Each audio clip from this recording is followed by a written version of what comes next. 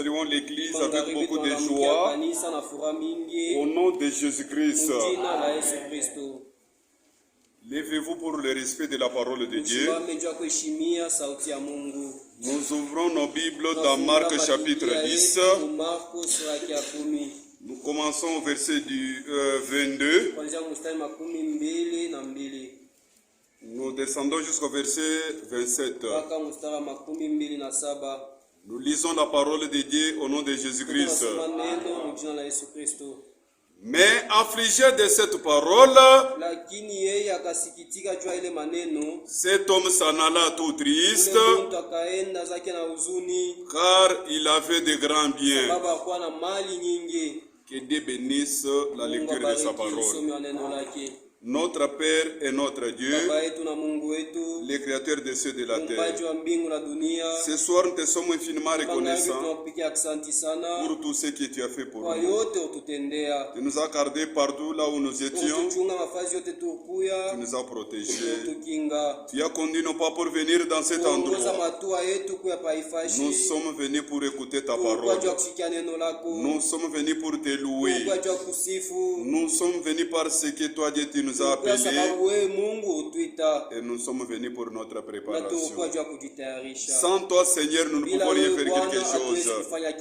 Je te confie le culte de ce soir entre tes mains, du début jusqu'à la fin. Parle-nous à travers ta parole. Enlève-moi dans la scène. Tiens-moi dans tes mains comme un micro pour parler à tes enfants. Réponds aux problèmes. Guéris les malades. Délivre les affligés. Cette église, c'est ton œuvre. C'est toi qui connais la maladie de cette église. C'est toi qui connais les problèmes de cette église. Et nous croyons que tu es le secours qu'on ne manque jamais dans les temps de détresse. Assistez-nous, Seigneur Jésus. Et nous t'avons ainsi prié avec la foi au nom de Jésus-Christ. Amen. Oui, mes frères et sœurs, nous n'avons pas changé notre sujet. Notre sujet, il te manque encore une chose. Ici dans Marc chapitre 10, c'est toujours cet homme riche. Je suis au verset 22. Mais affligé de cette parole, cet homme s'en alla tout triste, car il avait de grands biens. Il a écouté la parole de Christ. Il a écouté la parole de Dieu, mais il est devenu tout triste. Il s'en alla tout triste, car il avait de grands biens. Cet homme, son cœur était attaché à ses biens. Il n'a pas voulu donner sa vie à Christ. Il voulait marcher avec Christ et avec le monde. Il n'a pas voulu donner sa vie à Christ. Il est allé fâché. C'est ainsi que Jésus, regardant autour de lui, et dit à ses disciples, il sera difficile à ceux qui ont des richesses d'entrer dans le royaume de Dieu. Les disciples furent étonnés de ce que Jésus parlait ainsi. Et il reprenant leur dit, mes enfants, qu'il est difficile à ceux qui se confient dans leurs richesses d'entrer dans le royaume de Dieu. La richesse n'est pas mauvaise. C'est l'homme qui est mauvais. Alléluia. Il est plus facile à un chameau de passer par le trou d'une aiguille qu'à un riche d'entrer dans le royaume de Dieu. Les disciples furent encore plus étonnés. Et ils se dirent les uns aux autres, Qui peut être sauvé? Jésus les regarda et dit, cela est impossible aux hommes, mais non à Dieu. Car tout est possible à Dieu. Car tout est possible à Dieu. Mon frère, ma soeur, ici, il s'agit d'une séparation totale. Tu ne peux pas aller au ciel aussi longtemps que tu n'as pas encore reçu le baptême du Saint-Esprit. Et tu ne peux pas recevoir le baptême du Saint-Esprit aussi longtemps que vous avez une mauvaise vie. Aussi longtemps que vous n'êtes pas né de nouveau. Tu dois avoir une expérience personnelle de ton Dieu. Alléluia. Nous commençons d'abord ici. Abandonnant tout. C'est ici là où nous avons tiré notre sujet. Je suis directement au paragraphe 58. Il dit ceci. J'aimerais tout abandonner du monde. Peu importe ce que c'est. Pour voir Jésus-Christ se manifester. C'est ce que je voulais faire. Abandonner tout le monde. Abandonner du monde. Peu importe ce que c'est. Pour voir Jésus-Christ se manifester. Surtout quand il est manifesté dans ma vie. Alléluia.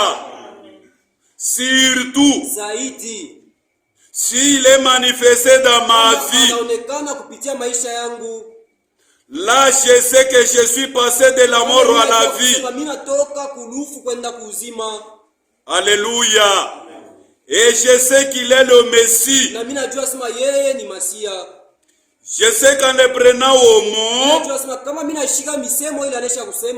il m'a sauvé de la vie du péché. Il m'a sauvé de la vie du péché. Et je sais que le Saint-Esprit habite en moi. Et je vois ces prodiges, ces miracles partout, lesquels me font savoir qu'il est le même hier ou aujourd'hui éternellement. Abandonnant tout, je vais tout abandonner pour voir Jésus-Christ se manifester, surtout dans ma vie.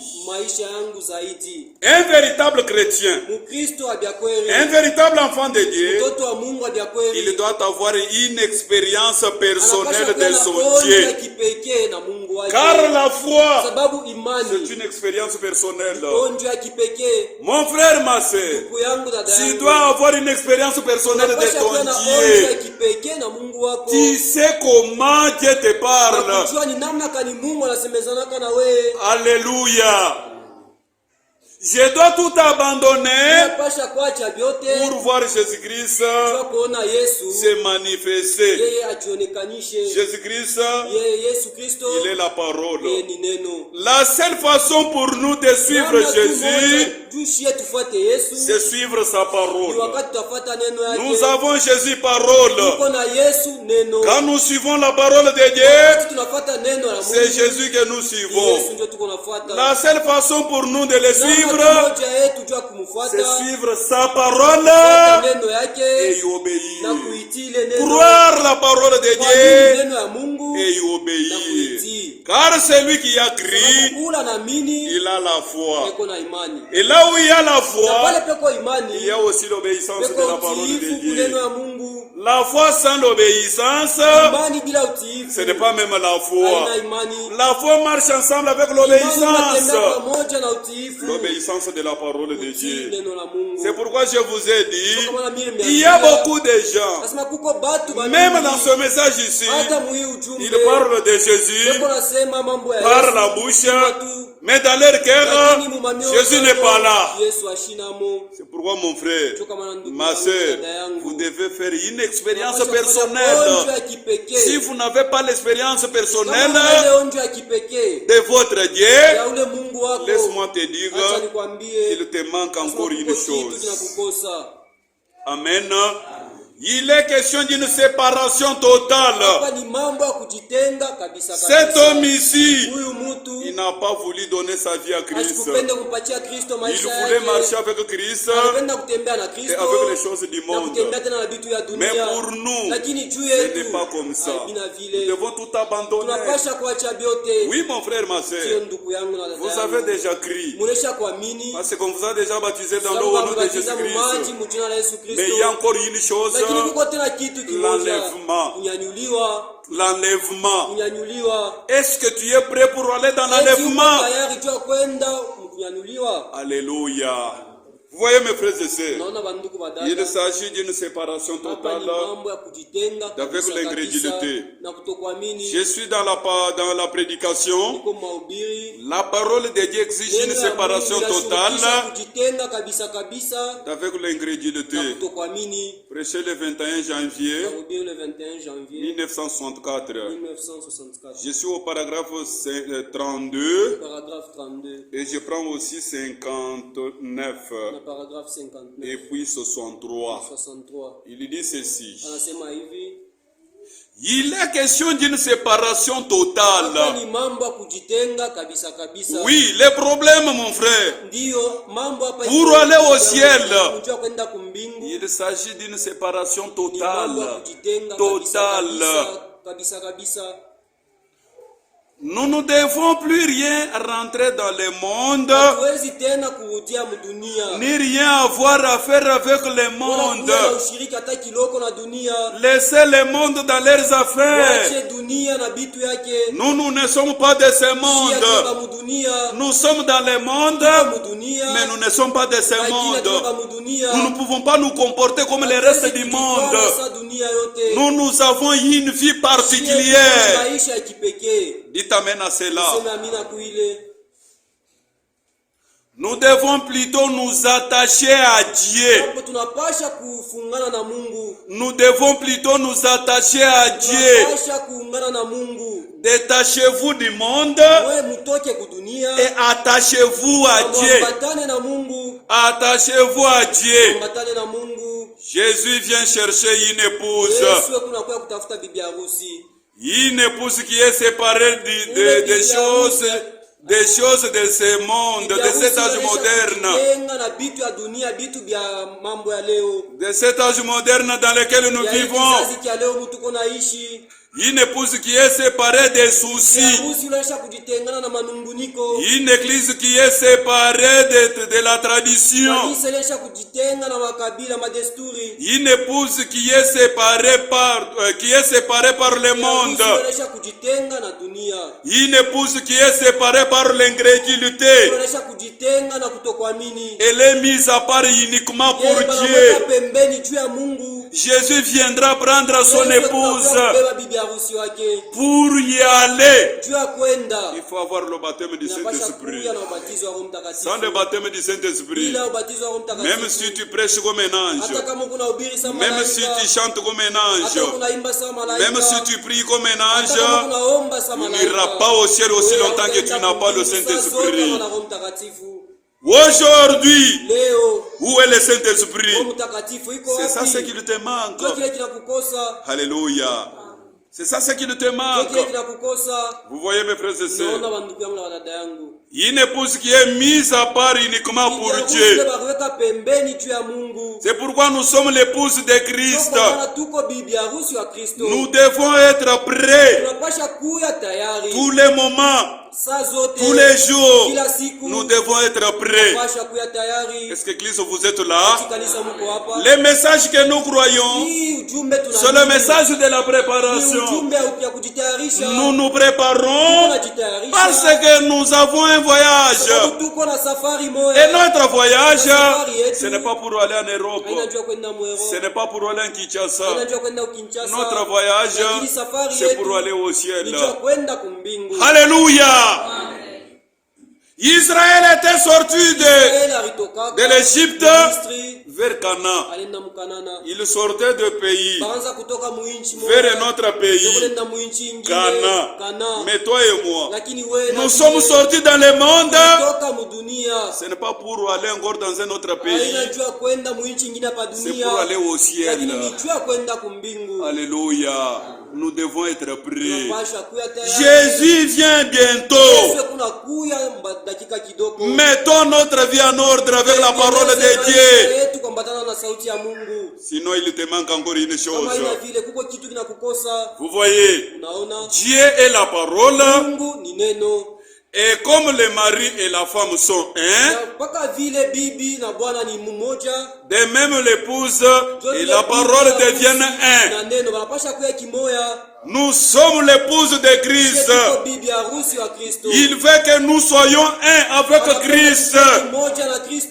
Christ c'est la parole. Nous aussi nous devons être l'épouse parole. Alléluia. C'est pourquoi nous vous prêchons que la parole de Christ, la parole de Dieu, pour que vous et nous soyons aussi l'épouse parole. Alléluia. Et cette parole n'épargne personne. N'épargne personne. Même moi qui prêche, je suis aussi concerné. Alléluia. Vous voyez, car la parole vit dans l'épouse. Oui, la parole vit dans l'épouse. C'est pourquoi il a dit, n'aimez point le monde, ni les choses qui sont dans le monde. Ça c'est 1 Jean chapitre 2 verset 15 à 17. Alléluia. Je prends aussi paragraphe 59. Paragraphe 59. La même prédication. Il dit encore ceci. Nous sommes toujours dans notre sujet. Il te manque encore une chose. Qu'est-ce qui fait que tu ne peux pas aller dans l'enlèvement? Il y a beaucoup de prédicateurs qui passent ici. Ils prêchent. C'est pour votre propre bien. Alléluia. C'est pour votre préparation. Si toi tu manques l'enlèvement, c'est toi seul. Alléluia. Tout a été dit. Et Dieu continue toujours à parler. Et il vous parle même ce soir. Mais quand un homme naît dans le monde pour devenir un croyant ou un chrétien, il devient un nazuréen. Il devient un nazuréen. Un nazuréen, oui, il ne peut pas faire n'importe quoi. Il ne peut pas manger n'importe comment. Il a des conditions. Et notre condition, c'est la parole de Dieu. Alléluia. Il devient un nazuréen quand il se sépare de tout ce qui est contraire à la parole de Dieu. Mon frère, ma soeur, si vous voulez aller au ciel, si vous voulez avoir le Saint-Esprit, séparez-vous à tout ce qui est contraire à la parole de Dieu. Alléluia. Une séparation totale. Jésus a dit, je suis venu séparer l'homme de sa femme. Je suis venu déchirer la famille. Et celui qui ne porte pas sa croix et ne me suit pas n'est pas digne d'être mien. Alléluia. Ce sont des écritures que nous avons vues la semaine passée. Une séparation totale. Une séparation d'avec tout. D'avec quoi que ce soit. D'avec l'église. D'avec une communauté. D'avec une croyance. D'avec une famille. D'avec tout ce qui pourrait se tenir entre vous et la foi dans la parole de Dieu. Vous devez vous séparer avec tout ce qui pouvait se tenir entre vous et la parole de Dieu. Si vous ne vous séparez pas, il te manque encore une chose. Il vous faut une séparation. Séparez-vous. Et si votre âme ne ponctue pas chaque promesse, chaque parole de Dieu d'un amen, il y a quelque chose qui cloche quelque part. Et laisse-moi te dire, il te manque encore une chose. Pourquoi tu ne dis pas amen à la parole de Dieu? Alléluia. Pourquoi tu ne dis pas amen à la parole de Dieu? C'est-à-dire il y a quelque chose qui ne va pas avec ce qui est en toi. Et laisse-moi te dire, il te manque encore une chose. Je prends maintenant le paragraphe 63. C'est question d'une séparation. De toute façon, mon frère, ma soeur, c'est une question d'une séparation. De toute façon, la parole exige toujours une séparation totale et complète séparation. Jésus a dit que toute parole d'homme soit reconnue pour mensonge et la mienne pour vérité. Vous devez vous séparer même de votre parole. Alléluia. Séparez-vous. Ne touchez pas ce qui est impie. Je vous accueillerai sur l'éternel des armées. Alléluia. Nous devons nous séparer avec toutes choses qui sont contraires à la parole de Dieu. Prenez avec moi Hébreux chapitre 2.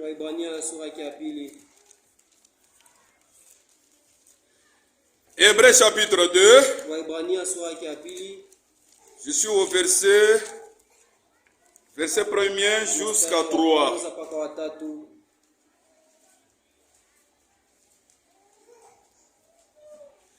C'est pourquoi nous devons d'autant plus nous attacher aux choses que nous avons entendues. Est-ce que quelqu'un peut dire amen? C'est pourquoi nous devons d'autant plus nous attacher aux choses que nous avons entendues. Qu'est-ce que vous avez entendu? C'est la parole de la vérité. Vous voyez? Aux choses que nous avons entendues, de peur que nous nous soyons emportés loin d'elle. Mon frère, ma soeur, si vous abandonnez ce qu'on vous prêche ici, prenez seulement vos bagages, allez directement dans l'enfer. Alléluia. N'abandonnez pas ce qu'on vous prêche ici. Prenez ce qu'on vous prêche, mettez-les en pratique. Vivez la parole de Dieu. Que la parole de Dieu doit être votre vie. Alléluia. Vous voyez, de peur que nous nous soyons emportés loin d'elle. Car si la parole annoncée par des anges a eu son effet, et si toute transgression et toute désobéissance a reçu une juste rétribution, comment échapperons-nous en négligeant un si grand salut qui est annoncé d'abord par le Seigneur et nous a été confirmé par ceux qui l'ont entendu. Alléluia. Gardez toujours la parole de Dieu comme vous prêchez ici. Parfois nous prêchons, c'est comme si c'est du black, c'est comme si c'est du chien, c'est comme si on fait comment. Mon frère, ma soeur, la réalité de tout ce qu'on vous prêche ici, attendez le jour où vous allez mourir. Les jours de votre mort, les jours où vous allez mourir, vous allez donner raison à la parole de Dieu. La parole de Dieu a toujours raison. Ça doit être comme du black. C'est comme si de va-et-vient. Non, mon frère, ma soeur. Ne prenez pas la parole de Dieu avec la légèreté. Tenez toujours ferme dans la parole de Dieu. Ayez zèle. Vous pouvez voir la zèle de la parole de Dieu. Car le temps est proche. Le temps n'est plus là. Le temps n'est plus là. Nous ne savons pas quand est-ce que Jésus viendra. Mais nous connaissons déjà le signe du temps. Le signe du temps nous montre qu'il est à la porte. S'il vient même après la prédication, mon frère, ma soeur, tu seras prêt pour partir. Mettez votre vie en ordre. Menez une bonne vie qui honore ce que vous déclarez être chrétien. Prenez avec moi Colossiens. Colossiens chapitre 3.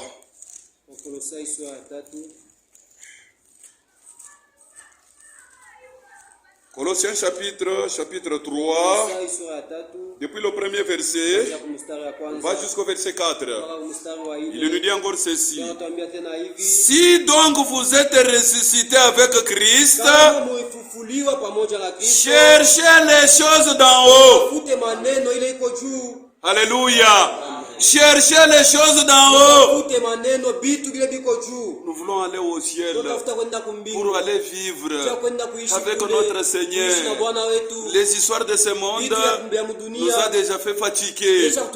Nous sommes déjà fatigués avec le monde. Dans le monde, il n'y a plus encore à espérer.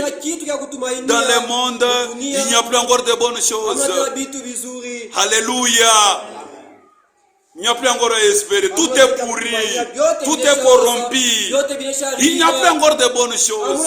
Tout est compliqué. Selon l'accomplissement de la parole de Dieu. Au dernier jour, il y aura des temps difficiles. Dans les temps difficiles, nous voulons voir notre Seigneur. Alléluia.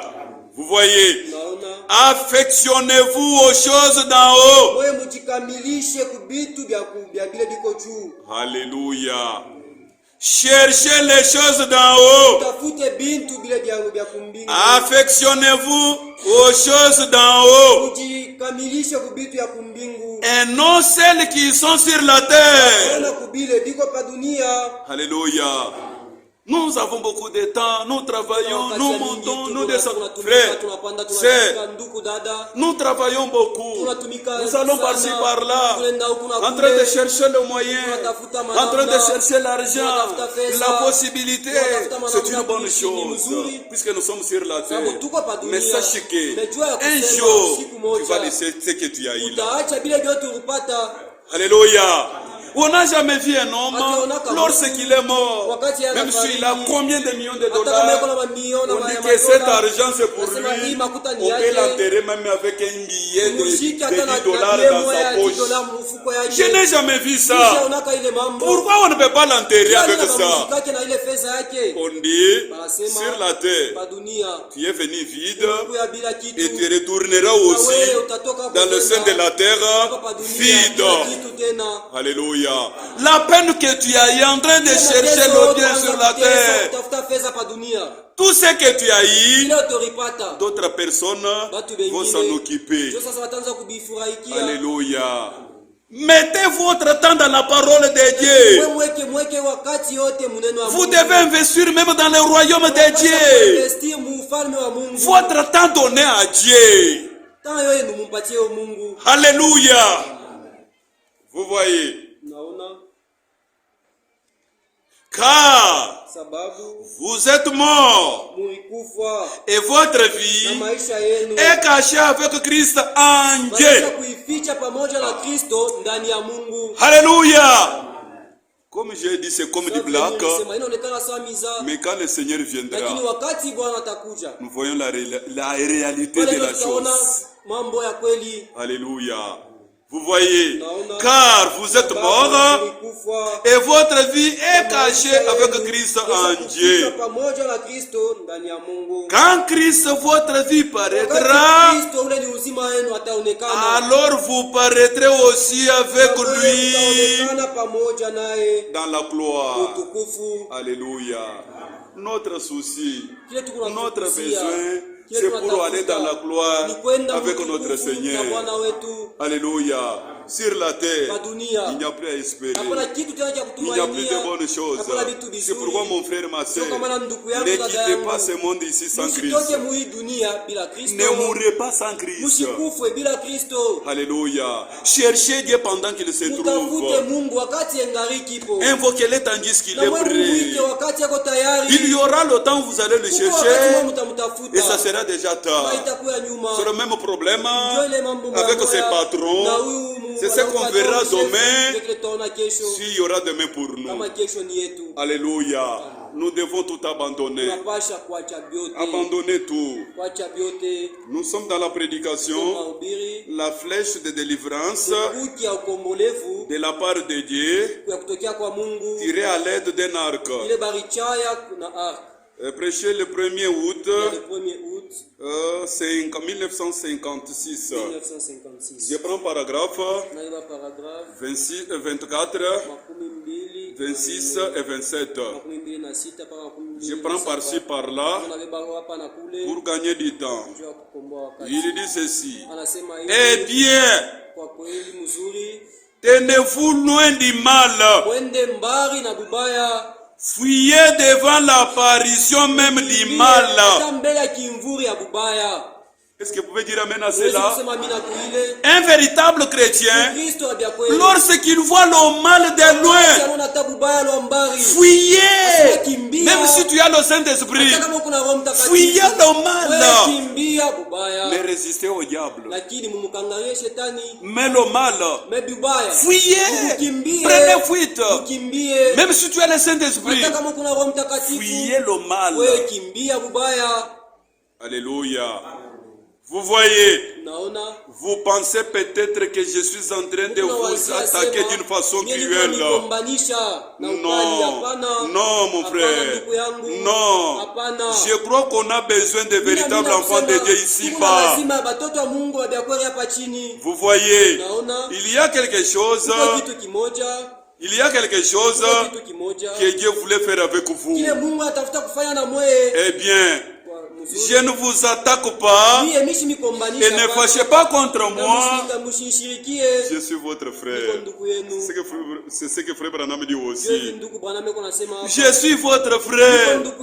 Dieu me fera répondre devant vous au jour du jugement. Alléluia. C'est pourquoi nous les prédicateurs, si Dieu nous donne quelque chose, nous souffrons beaucoup. Nous sommes comme une femme enceinte. Il faut dégager la charge. C'est pourquoi nous appelons par-ci par-là. Oh frère, passez, j'ai quelque chose. Passez, j'ai quelque chose pour donner à l'église. Si on accepte, on vient comme nous sommes venus, je ne serai pas tranquille aussi longtemps que je n'ai pas encore terminé la prédication. Alléluia. Ça c'est nous les prédicateurs. Chaque prédicateur il sent ça. Alléluia. Vous voyez, et il dit, si les gens se relâchent, abandonnent la parole de Dieu comme ses patrons, vous ne faites pas cela. Il y a quelqu'un qui peut dire amen. Vous ne faites pas cela. Restez fidèles à Dieu. Restez fidèles à Dieu. Priez beaucoup. Menez une vie correcte. Associez-vous avec Dieu et avec son peuple. Quittez ces choses mondaines et impies dont la Bible parle. Car le Saint-Esprit appelle les gens à sortir. Peu importe ce que votre voisin fait, combien elle est bonne, ce que fait cet ami-là, ne vous associez-vous pas avec elle. Non, ne vous associez pas avec elle, avec cette ingrédulité, car ça sautera droit sur vous. Sortez du milieu d'eux, séparez-vous, a dit Dieu, et je vous accueillerai. Mon frère, ma soeur, ce que nous lisons, c'est ça même le message biblique du temps de la fin. C'est ça même le message biblique du temps de la fin. Nous ne sommes pas une dénomination. Un véritable prédicateur, il ne peut pas dorloter les enfants de Dieu. C'est pourquoi nous vous prêchons. S'il s'agit de gronder, nous grondons sur base de la parole de Dieu. Nous ne pouvons pas aller au-delà de la parole de Dieu. C'est pour vos propres biens. Mais si vous ne venez pas, tant pis pour vous. Et laisse-moi vous dire, il vous manque encore une chose. Alléluia. Je suis au paragraphe 26. Il dit ceci.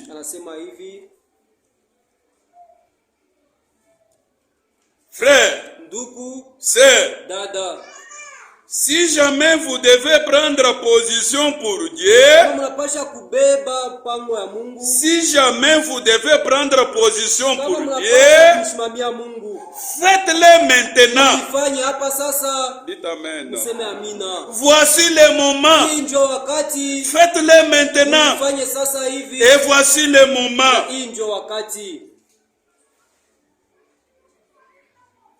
Ne cherchez pas à ressembler à votre voisin. Même dans l'église, votre voisin n'est pas votre modèle. Non, ton voisin là, même ici dans l'église, n'est pas votre modèle. Amen. C'est pourquoi le salut n'est pas collectif. Le salut est individuel. Je suis sauvé. Je suis sauvé. J'irai dans l'enlèvement. Quand nous irons dans l'enlèvement, avec qui? Alléluia. Ça change maintenant. Avec qui? Avec toi. Les grands menteurs, les voleurs, parce que tu es avec nous et tu iras dans l'enlèvement. Attendez les jours où tu vas mourir. Toi, Ndumba, attendez les jours où tu vas mourir. Nous pleurons, nous chantons, notre frère, il est maintenant au paradis. Et ta femme là quelque part, ta concubine, elle dit, il était mon mari. Et tout ce que nous disons, ces gens ici, ils ne connaissent pas leur frère. S'il est mon mari, mais ils disent qu'il va dans l'enlèvement. Si lui il va dans l'enlèvement, moi Ndumba aussi j'irai dans l'enlèvement. Quelle honte que tu as mené la parole de Dieu. Que sert-il à un homme de gagner tout le monde s'il perd son âme? Que donnerait-il un homme en échange de son âme? Ton âme coûte très cher. Il n'y a aucune somme d'argent qui peut racheter même ton âme. Alléluia. Notre âme a été rachetée par le plus précieux, par le sang de Jésus-Christ. Jésus a versé le sang. C'est pour te sauver et pour me sauver. Alléluia. Vous voyez. Ne ressemblez pas à votre voisin. Alléluia. Votre voisin n'est pas votre modèle. Ressemblez au sein de la Bible. Amen.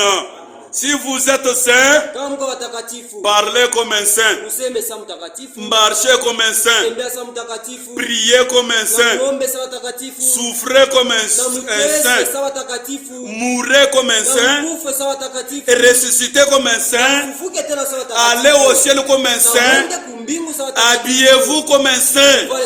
Sans la sainteté, tu n'iras pas au ciel. Et la sainteté, on ne doit pas la fabriquer. C'est une vie. Alléluia. La sainteté, c'est une vie. C'est ce que nous lisons ici dans la Bible. Dans la Bible, dans Ephésiens chapitre 1er, verset 3 à 4. Ephésiens chapitre 1er, verset 3 à 4. Béni soit le Père de notre Seigneur Jésus-Christ, qui nous a bénis de toutes sortes de bénédictions spirituelles dans le lieu céleste. Notre bénédiction dans le lieu céleste. En Christ, en Christ, en Christ, Dieu nous a bénis. Alléluia. En Christ, Dieu nous a élus avant la fondation du monde pour que nous soyons saints et irrépréhensibles devant lui. C'est pour cela qu'il nous a élus avant même la fondation du monde. C'est pourquoi on ne fabrique pas la sainteté. Nous ne pouvons pas marcher lentement comme un caméléon pour montrer que vous êtes saints. C'est une vie chrétienne, la vie de Christ, au-dedans de toi. Là, ce n'est pas toi qui vis, c'est Christ qui vit en toi. Tu es un homme particulier. On te regarde dans le monde, tu es un homme comme tout homme, mais au-dedans de toi, tu es un homme particulier. Alléluia. Alléluia. C'est ça le message biblique du temps de la fin. C'est comme ça que moi aussi je prêche. C'est ça le message biblique du temps de la fin. Nous nous préparons pour aller au ciel. Toi qui n'as pas encore mis ta vie en ordre, voici le moment. Nous venons de lire. Voici le moment. N'attendez pas demain. Mettez votre vie en ordre. Alléluia. Alléluia. Car Jésus vient bientôt. Jésus qui nous a sauvés, c'est le même Jésus qui nous a donné une merveilleuse promesse. Alléluia. Il nous a donné la promesse principale qui est le retour de Jésus-Christ. Il a dit que votre cœur ne se trouble point. Croyez en Dieu. Croyez en moi. Il y a plusieurs demeures dans la maison de mon Père. Si cela ne pas, je vous l'aurais dit, mais je vais vous préparer une place. Lorsque je m'en serai allé et que je vous aurai préparé une place, je reviendrai, vous prendrez, afin que là où je suis, vous y soyez aussi. Ce n'est pas le monde, ce n'est pas n'importe qui. Alléluia. Et il a dit, je ne vous laisserai pas orphelins. Je ne vous laisserai pas orphelins. Nous sommes avec le Saint-Esprit. Il est parmi nous. C'est le Saint-Esprit qui nous parle à travers la parole de Dieu. C'est pourquoi Dieu nous donne le Saint-Esprit pour que nous écoutons la parole de Dieu avec beaucoup d'onction. Avec beaucoup d'onction. Alléluia. Alléluia. C'est la vérité, mes frères et sœurs. Oui, c'est vrai, mes frères.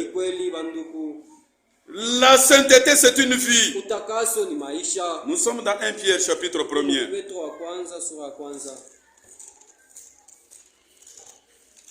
Est-ce que l'Église, vous êtes ensemble avec moi? Il te manque encore une chose. Toi qui as suivi cette prédication du début jusqu'à la fin, tu es erré. Alléluia. Si toi tu rates le ciel, c'est toi-même.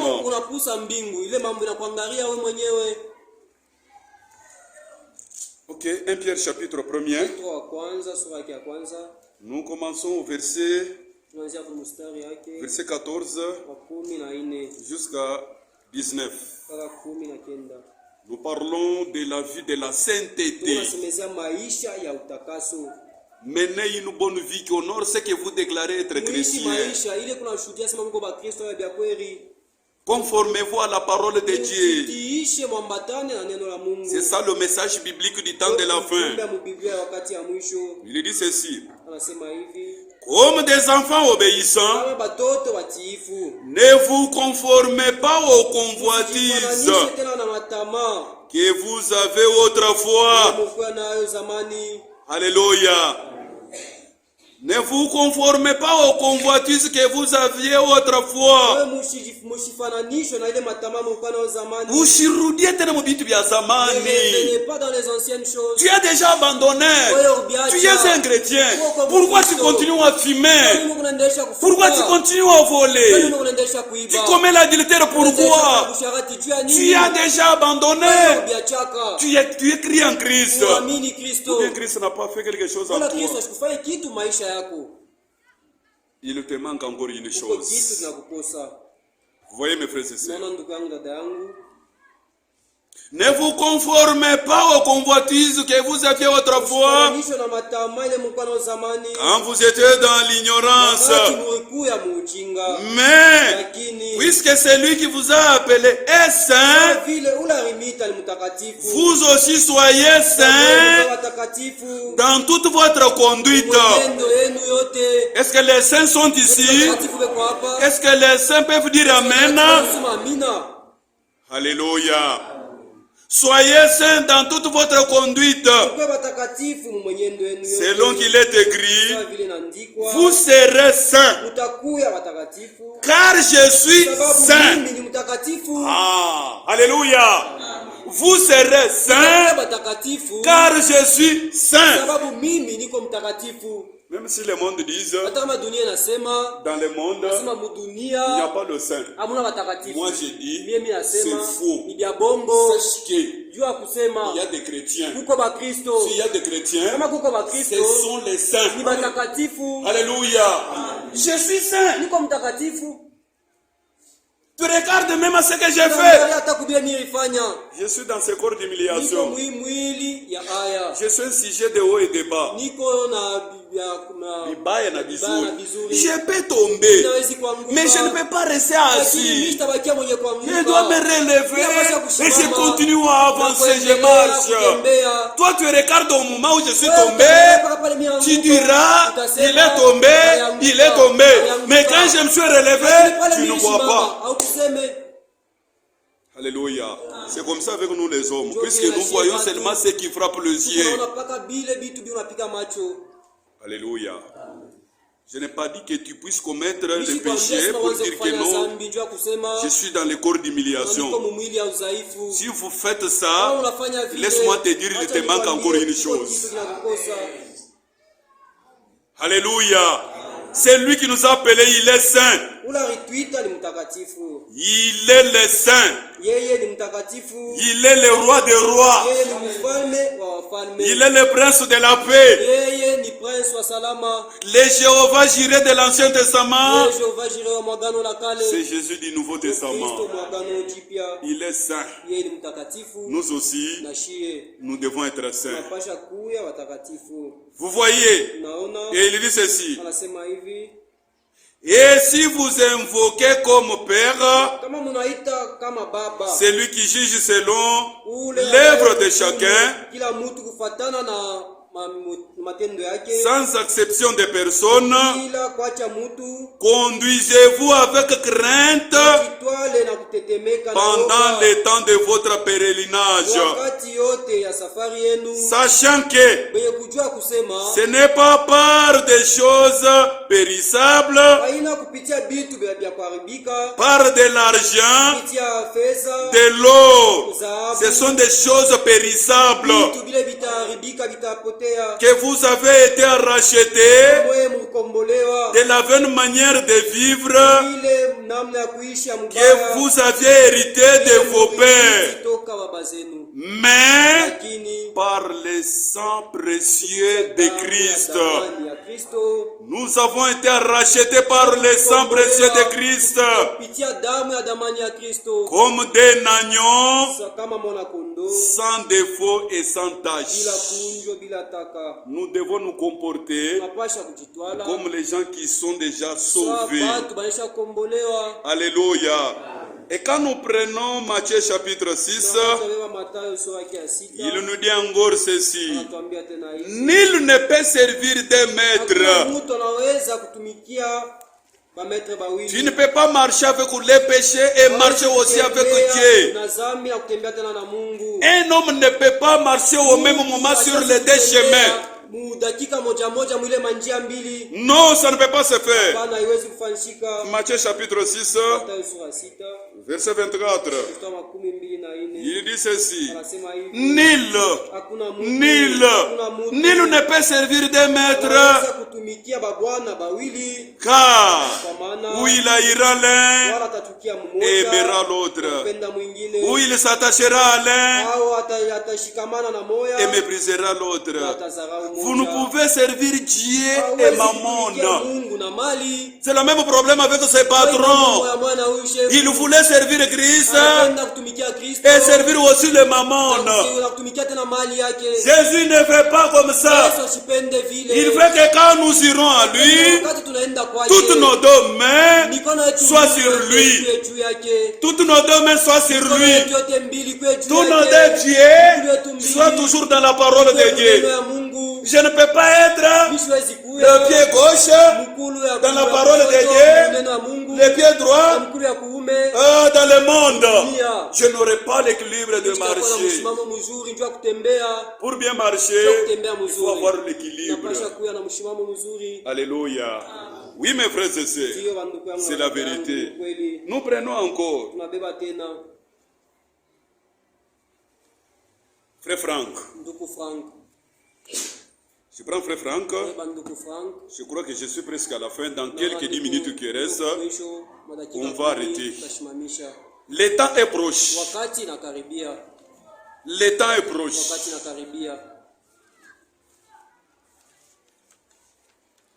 Je prends page 31 à la fin et 32 jusqu'au milieu. Il dit ceci. Le temps est venu où la parole de Dieu doit prendre effet dans notre vie. Effet dans notre vie. À cause de nos vies, nous rendons la parole de Dieu sans effet. À cause de nos vies. Mais ce n'est pas comme ça. Le temps est venu où la parole de Dieu doit prendre effet dans notre vie. Ma sœur, que la parole de Dieu prenne l'effet dans ta vie. Mon frère, que la parole de Dieu prenne l'effet dans ta vie. Amen. Amen. Et notre nature, semblable à Christ, doit maintenant se manifester. Que les gens te regardent, le païen, qu'ils disent, voici le chrétien. Pas les branabis, voici le chrétien. Cet homme ici, c'est un vrai chrétien. Cette femme, c'est une vraie chrétienne. Alléluia. Que les païens témoignent de toi. Pas la sainteté quand on est à l'église. Mais à la maison, païens comme les restes du monde. Païens comme les restes du monde. Alléluia. C'est ça le message biblique du temps de la fin. C'est ça le message qui nous a préparés. Quand nous avons entendu ces histoires, mon frère, on a tout abandonné. On a tout laissé à cause de l'enlèvement. On ne jouait pas, on ne joue pas avec Dieu. Ce qu'un homme aura semé, c'est ce qu'il moissonnera. Je ne suis pas fâché. Je prêche la parole de Dieu. Alléluia. Oh frère, il est fâché. Je ne fâche pas. Je prêche la parole de Dieu. Si vous êtes de Dieu, vous allez nous écouter. Alléluia. Vous voyez. Alors que nous nous soumettons à Christ complètement dans l'humilité et dans la contrition. Dans l'humilité et dans la contrition. Non seulement ici, à Krefeld, mais dans le monde entier.